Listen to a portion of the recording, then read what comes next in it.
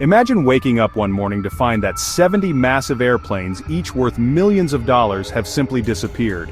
Not crashed, not stolen in the dead of night, but vanished from your control. This is the shocking reality facing Chinese companies today. 70 of their passenger planes, 70 of their cargo planes are currently stranded deep inside Russia. They can see them on satellite maps sitting on airport tarmacs in Moscow, sitting on airport tarmacs in Siberia, but they can't bring them home. It's a crisis that unfolded with breathtaking speed, leaving financial giants in Beijing and Shanghai stunned and powerless.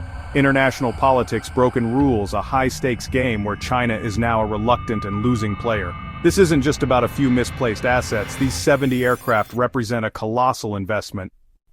So how did this happen? How do 70 airplanes simply get stuck? The story begins not in China but thousands of miles away with the conflict in Ukraine. Short beat. Show infographic timeline. When Russia's actions triggered international condemnation, Western countries responded with powerful sanctions. These were not just financial penalties, they were designed to isolate Russia from the global economy. A key part of this strategy was targeting Russia's aviation industry. The United States closed its airspace to Russian planes. The European Union closed its airspace to Russian planes. Other nations closed their airspace to Russian planes. Governments ordered companies to terminate all aircraft leasing contracts with Russian airlines. They were given a deadline to get their planes back. This order created a frantic global scramble. Leasing companies from around the world rushed to repossess aircraft. Ireland, Singapore. They had to get their planes out of Russia before the deadline expired. It was a race against time. Some were successful, catching planes when they landed abroad. Turkey, Egypt.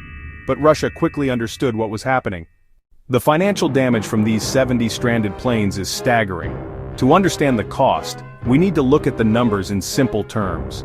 A modern passenger jet, like an Airbus A320 or a Boeing 737, can cost anywhere from $50 million to $100 million. Let's take a conservative average and say each of the 70 trapped planes is worth about $50 million. A quick calculation shows that the total value of the stranded assets is around $3.5 billion. This is a massive amount of money that has simply been wiped off the balance sheets of these Chinese companies. It's a direct, catastrophic loss of property. But the losses don't stop there. These planes were not just sitting in a garage, they were active investments meant to generate income. Aircraft leasing companies make money by charging airlines a monthly fee to use their planes.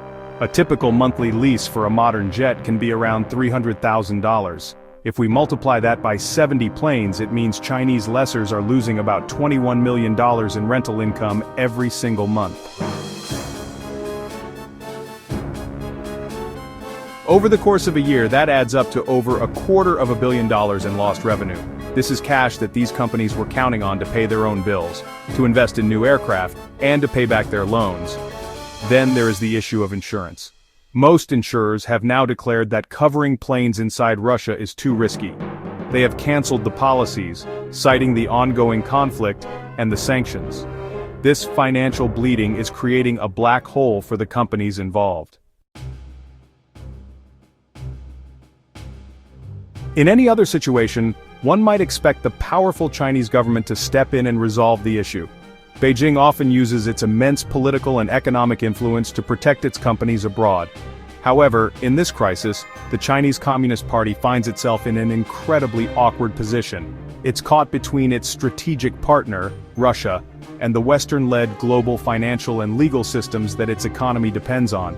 Publicly siding with the leasing companies would mean confronting Russia, its most important ally, against the West. This is something Beijing is absolutely unwilling to do, especially given the current geopolitical climate. The Chinese government has therefore chosen to remain largely silent. There have been no strong public demands for Russia to return the planes. Instead, the official response has been muted and non-committal. The CCP has framed the issue as a commercial dispute for the companies to resolve on their own. This is a clear signal that the government will not provide any political support. For the leasing companies, this is devastating news. Without the backing of their government, they have no leverage. They are just private businesses up against the full power of the Russian state. This official inaction highlights a fundamental dilemma for China. On one hand, Beijing wants to be seen as a reliable and powerful leader in the global economy. Inside the glass towers of Shanghai and Beijing, the mood is one of deep frustration and quiet desperation. Executives at the affected leasing companies are caught in an impossible situation. BOC Aviation, ICBC Leasing. We spoke to an industry insider who described the atmosphere as a state of controlled panic. Every day begins with the same question: is there any news? And every day, the answer is no.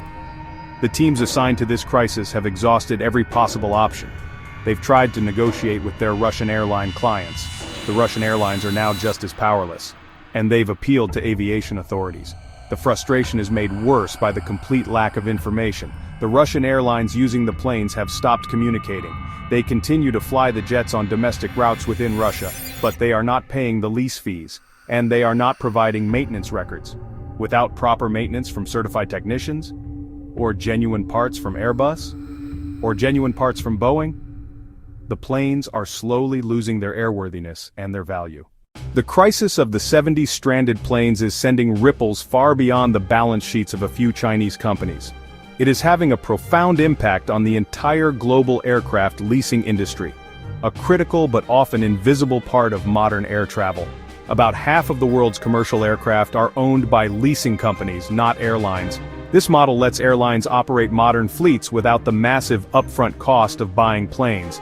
This crisis has exposed a major vulnerability: political risk. Now lessors are rethinking where they'll place valuable assets. This will make it more expensive and more difficult for airlines in many countries to lease planes. Leasing companies their insurers. This could affect airlines in Russia and other nations not firmly aligned with the West. The cost of insurance for operating in or over certain regions will skyrocket.